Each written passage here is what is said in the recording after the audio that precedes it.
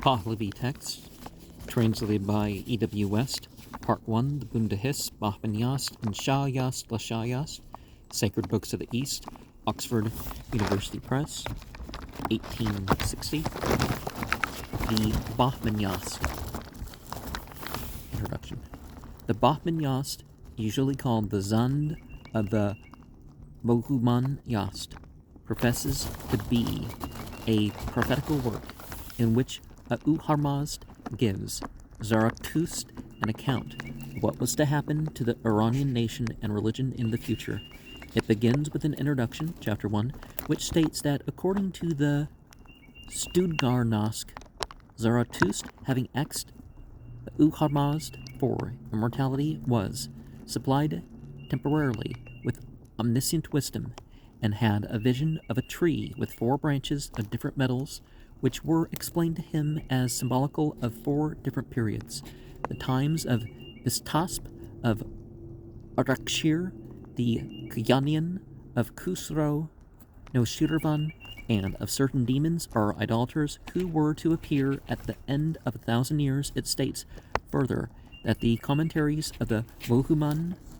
Horvadad, and Astadias mention the heretic Mazdak, and that Khusro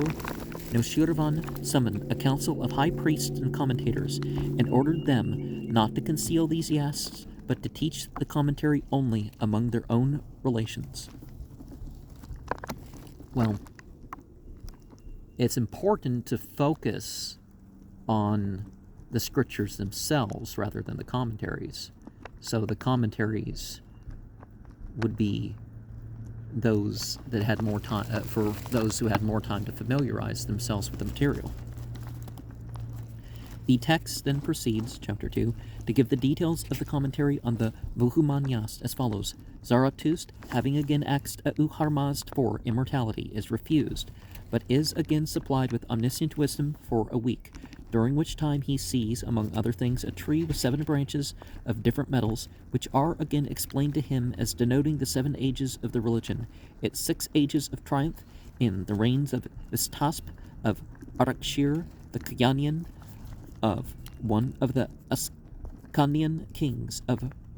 Arakshir, Papakan, and Shahpur 1 and 2, of Vahram Gor, and of Khusro Noshirvan, and its 7th age of adversity, when Iran is to be invaded from the east by hordes of demons or idolaters with disheveled hair, who are to work much mischief, so as to destroy the greater part of the nation and mislead the rest until the religion becomes nearly extinct. The details of this mischief, written in a tone of lamentation, constitute the greater part of the text, which also notices that the sovereignty will pass from the Arabs, Romans, and these leathern-belted demons, Turks, to other Turks and non-Turanians who are worse than themselves. Well, not worse because they're of a different nation or tribe, but because of maybe some belief and action choices, right? Distressed at this narrative, Zarathustra asked Ahura, chapter 3:1, how the religion is to be restored, and these demons destroyed. He is informed that, in the course of time, other fiends with red banners, red weapons, and red hats, who seem to be Christians, will appear in the northwest and will advance either to the Arvand, Tigris, or the Euphrates, driving back the former demons, who will assemble all their allies to a great conflict, one of the 3 great battles of the regions of the world, in which the wicked will be so utterly destroyed that none will be left to pass into the next millennium. Zarathustra inquires, 3:12, how so many can perish, and is informed that, after the demons with disheveled hair appear,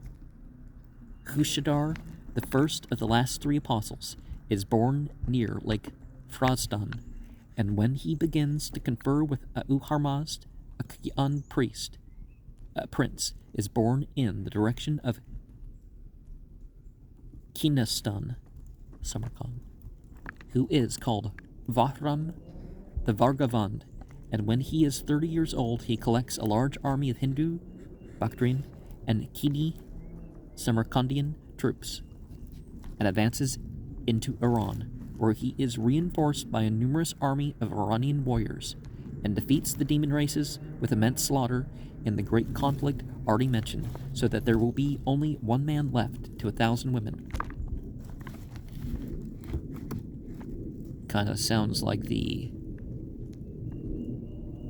Afghanis and the rest of them taking out their westernized rulers, right? The writer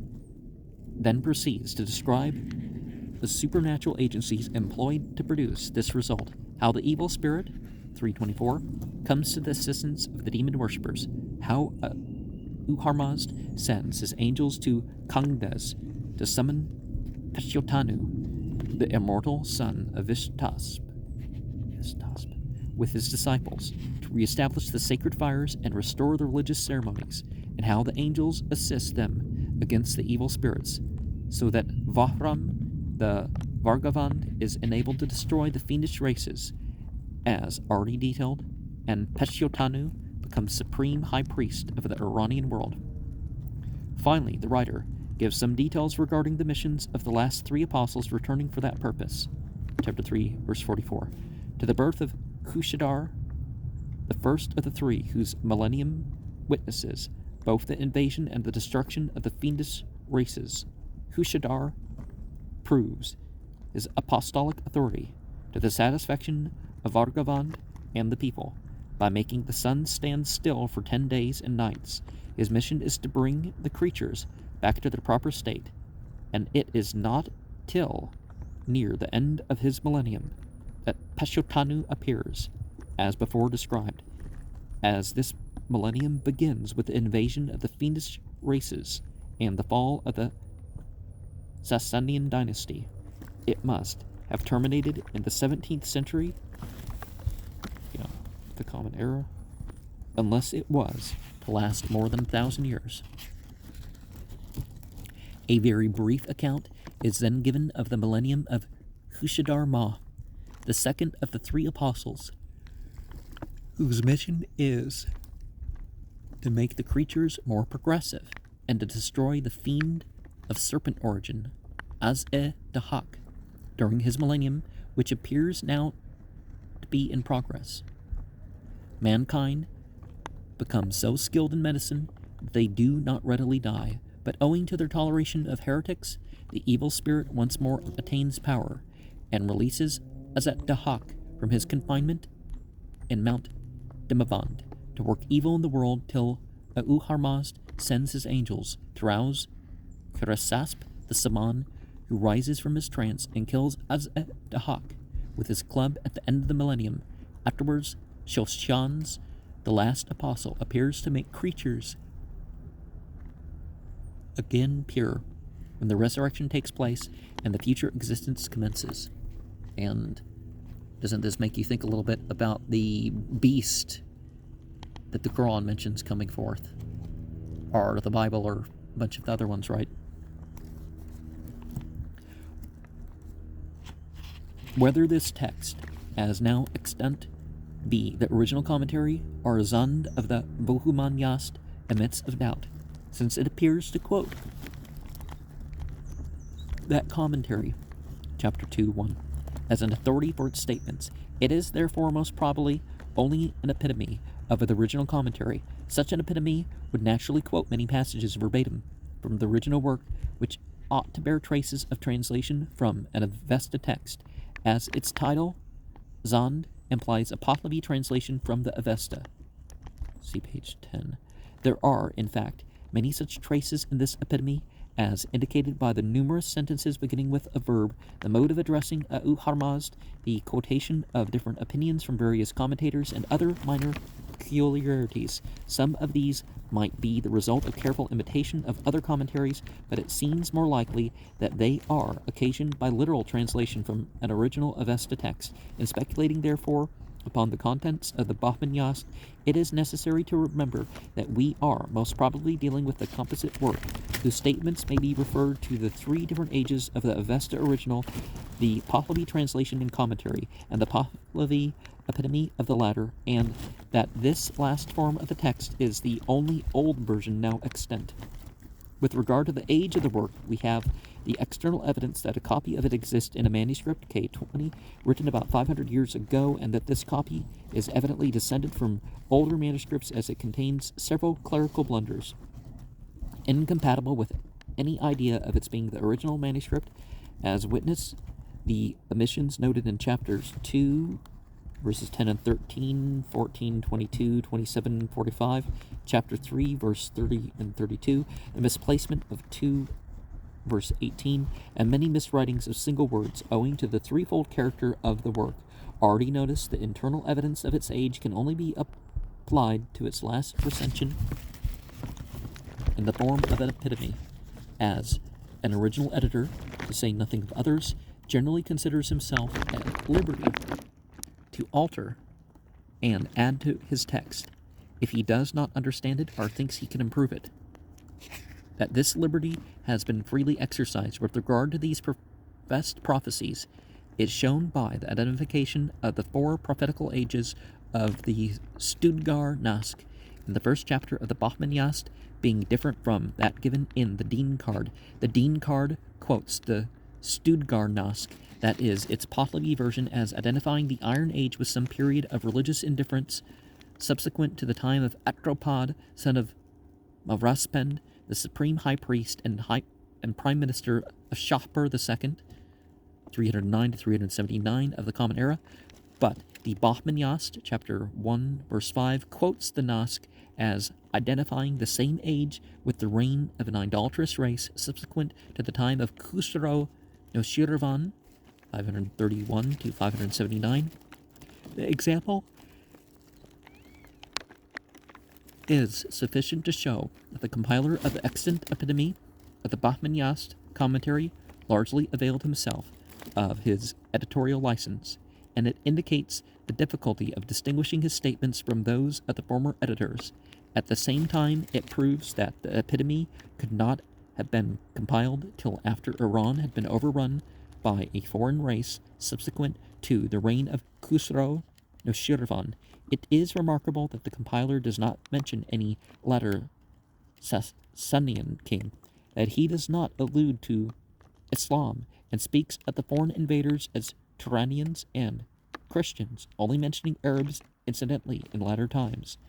At the same time, the foreign invasion, which lasts 1,000 years, is of too permanent a character to allow of its having reference merely to the troublous times of Noshirvan's successor.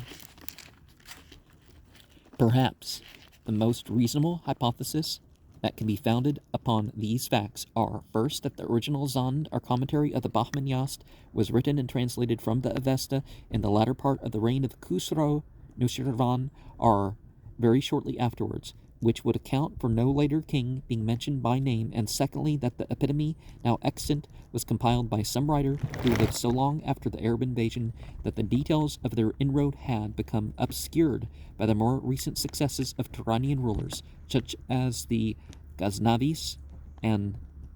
Seljuks of the 11th and 12th centuries of the Common Era. It is hardly possible that the epitomist could have lived as late as the time of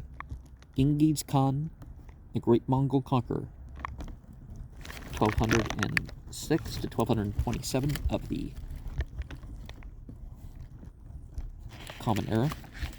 as that would bring him within 150 years of the date of the extant manuscript of his work, which has no appearance of being an immediate copy of the original, but the rule of the Seljuks would certainly have afforded him sufficient materials for his long description of the Iron Age. The Avesta of the Bahman Yast was probably compiled from older sources like the rest of the Avesta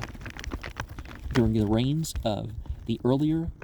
Sasanian monarchs, but it was, no doubt, very different in its details from the epitome of its commentary, which still exists. These hypotheses regarding the threefold origin of the present form of this Yast derive some confirmation from the inconsistencies in its chronological details, especially those relating to the periods of the invader's reign and of Khushadar's birth. The Zoroastrians have for ages been expecting the appearance of Khushadar, the first of their last three apostles, but have always had to postpone their expectations from time to time, like the Jews and other interpreters of prophecy, so that they are still looking forward to the future for his advent. Although his millennium has long since expired, according to the chronology adopted in the Bahman Yast, this chronology, of course, represents the expectations of Zoroastrians in past times and seems to express three different opinions. First, we have the statement that the last great battle of the demon races is to take place at the end of Zarathustra's millennium, see chapter 3:9, when the wicked will be so destroyed, compare 3:22 and 23, that none will pass into the next millennium, 3:11, which is that of Hushadar, 3:43, and that the reign of evil is to precede the end of Zarathustra's millennium is evidently assumed also in chapter 2, verse 41 to 63. Such opinions may have reasonably been traced to the original Avesta writer, who must have expected only a short reign of evil to arise and fall near the latter end of Zarathustra's millennium, which was still far in the future, and to be followed by the appearance of Hushadar to restore the good religion. And the Avesta written, the language of that stuff, the old Avesta, 1700 to 2000 BCE, but there's reason to think that that was the Magian revival, and that it goes at least back into the age of Taurus. And we would say also that it might, as we've seen earlier in the reading of this book, go back to the age of Capricorn, but I wouldn't put it that far back. But secondly, we are told, chapter 1:5, chapter 2:22, 24, and 23, and 31,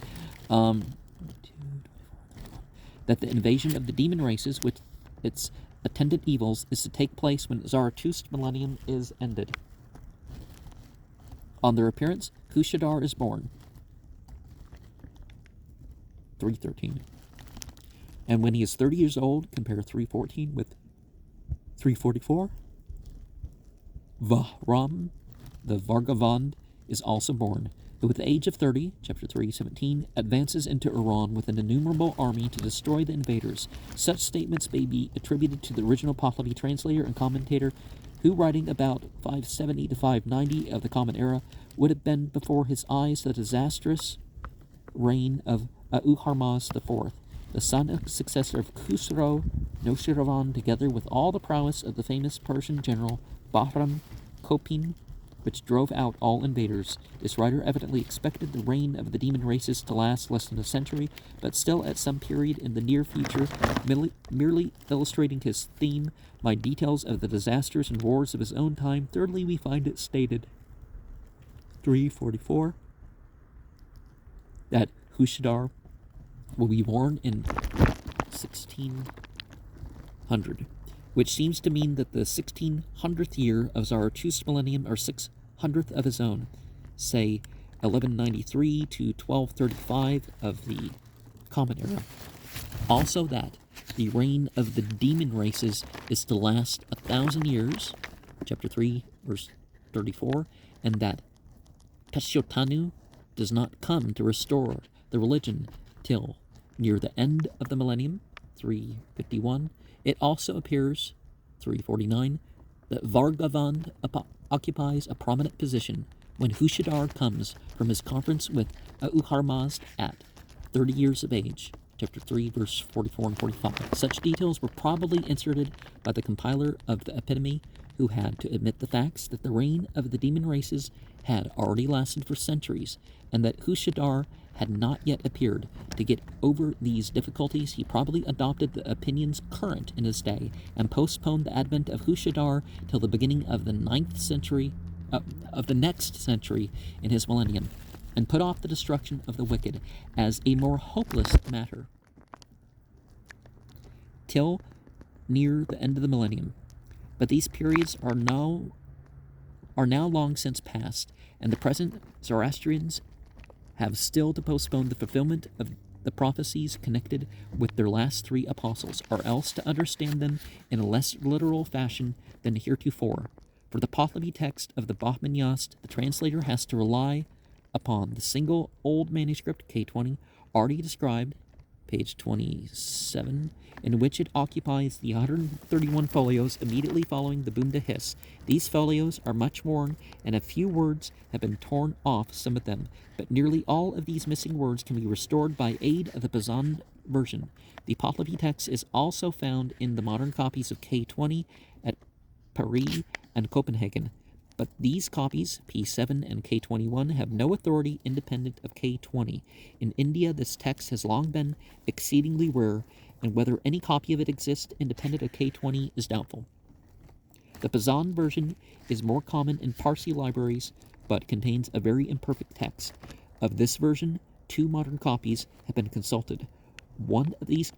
occupies folios 38 to 62 of a small manuscript number 22 of the Haug collection in the State Library at Munich. The other is a copy of a manuscript in the library of the High Priest of the Parsis in Bombay.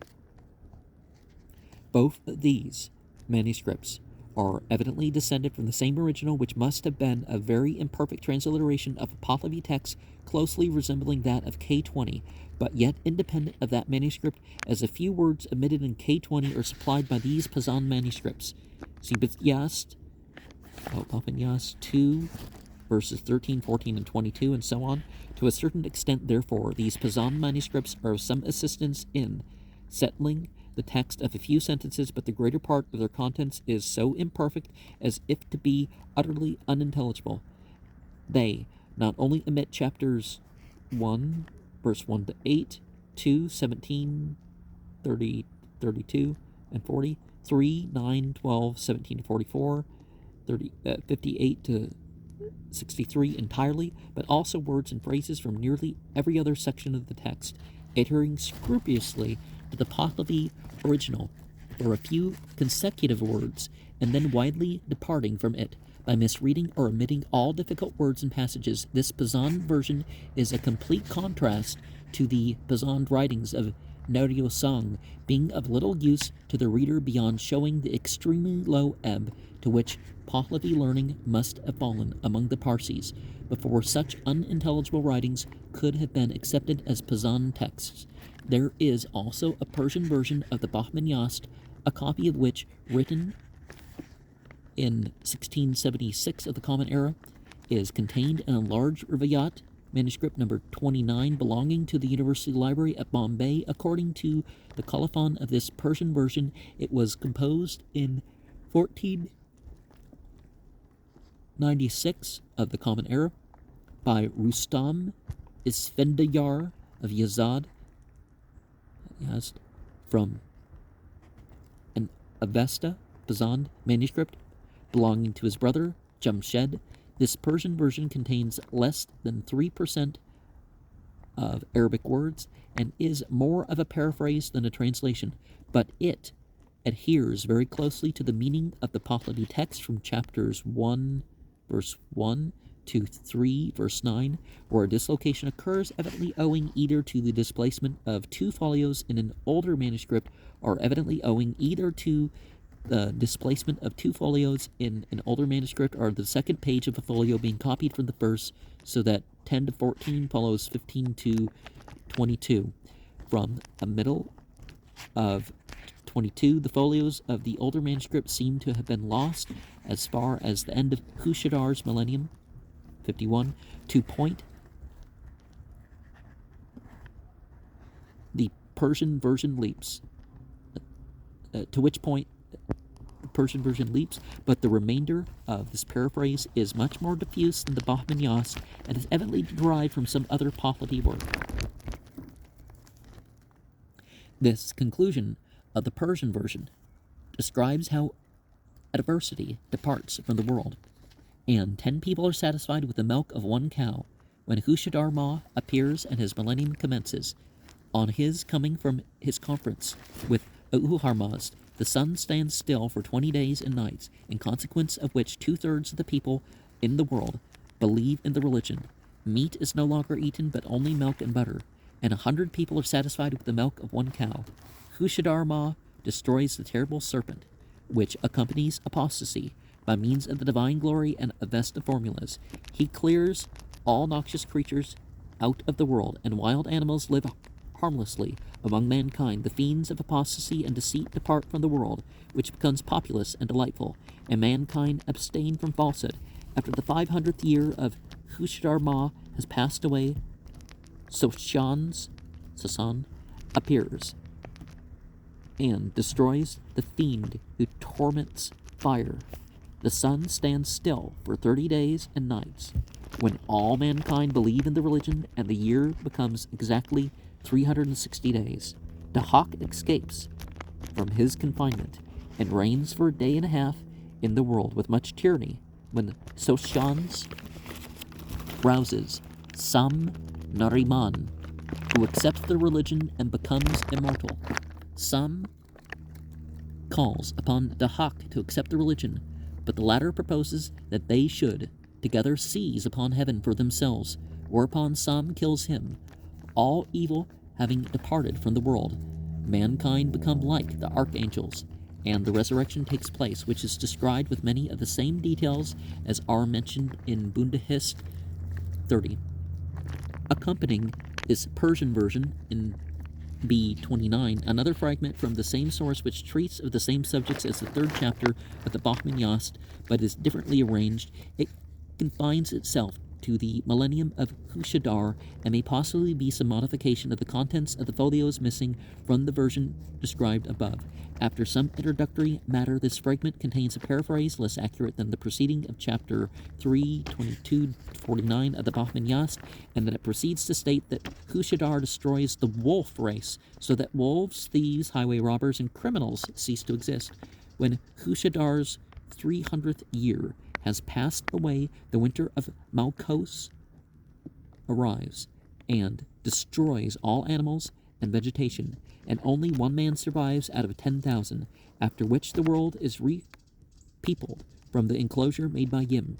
Then comes the gathering of the nations to the great battle on the Euphrates, when the slaughter is so great that the water of the river becomes red, and the survivors wade in blood up to their horses' girths. Afterwards the Kyan king Bhagavand advances from the frontiers of India and takes possession of Iran, to the great delight of the inhabitants, but only after a great battle, and then Peshiotanu is summoned from Kangdes to restore the religious ceremonies. A German translation of some passages in the Bahman Yast, with a brief summary of the greater part of the remainder, is published in 1860 in Spiegel's Traditional Literature der Parson, page 128 to 135, and we think what happened about 70,000 years ago. I don't remember exactly. Whatever, in Asia, some volcano went off, and a similar number of people died. Now we have the possibility of nuclear war as one of the things that could happen. But it certainly seems at some point that we are going to have a great smoke come forth that kills off most of humanity.